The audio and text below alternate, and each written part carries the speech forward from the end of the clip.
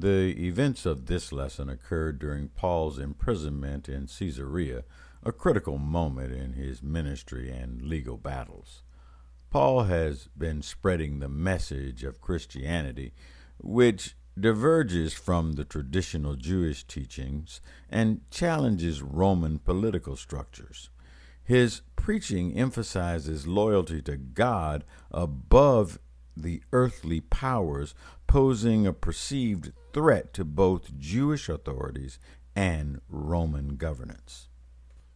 Jewish leaders accused Paul of heresy and defiling sacred traditions, while Romans, they viewed this new sect with suspicion.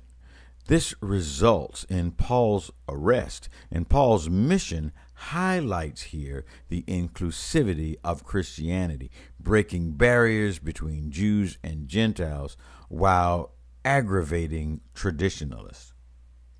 Paul, despite being found innocent of any crime deserving of death, remains in captivity due to political pressures. Agrippa and Bernice arrive in great pomp and underscoring their contrast between their worldly power and Paul's humble yet spiritual authority.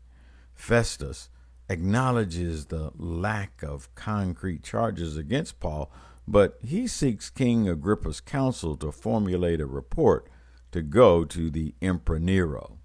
This scene encapsulates the tensions between the emerging Christian faith and established religious political systems, showcasing Paul's unwavering dedication to his divine mission amidst adversity.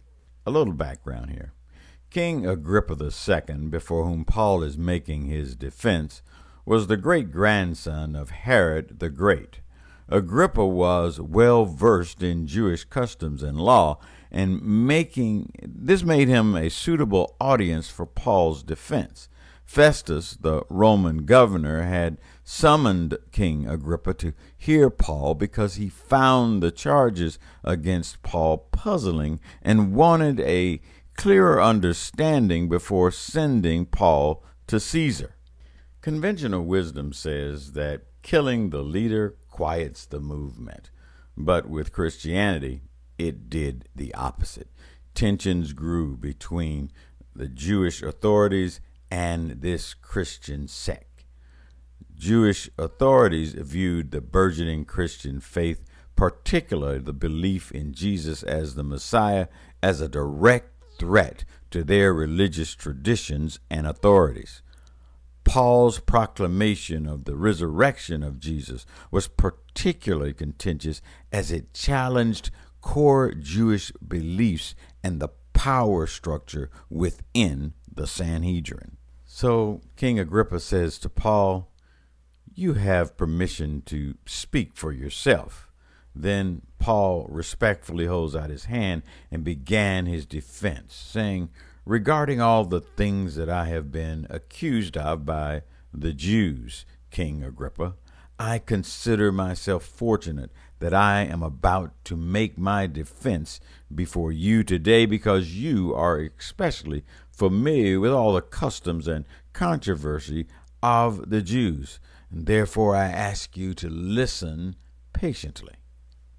Here, Agrippa takes charge, allowing Paul to speak, and Paul begins by acknowledging Agrippa's expertise in Jewish customs, setting the stage for a detailed yet respectful defense.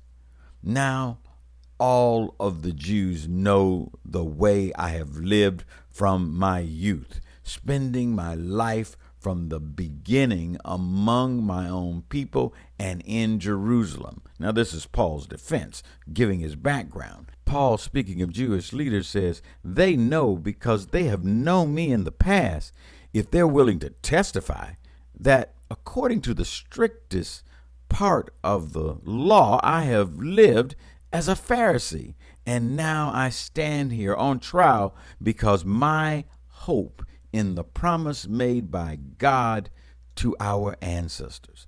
Paul emphasizes that his former life as a Pharisee, highlighting his deep roots in Judaism. He explains that his hope in the resurrection, a core belief of Pharisaical Judaism, is the very reason he is on trial. Paul's transformation from a persecutor to a proponent of the gospel is a powerful testimony to the transformative power of God. Paul's radical shift in his belief and his subsequent mission to preach the gospel to Jews and Gentiles alike ignites fierce opposition, particularly among his Pharisees and his colleagues. Think about this. You've seen this. When one of your allies flips to align with those who always seem to oppose your ideas, not only do you disagree with them from a philosophical perspective, but you feel personally betrayed.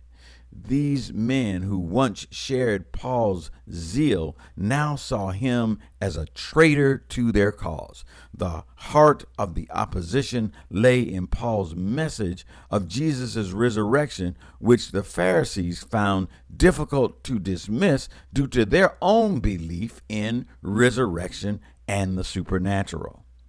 In our lesson, we witness Paul's eloquent defense of his unwavering commitment to the gospel despite opposition. Paul's testimony challenges us to consider the power of the gospel and its ability to transform lives then and now, even in the face of adversity. That's the lesson for this week. Have a great week. Bye.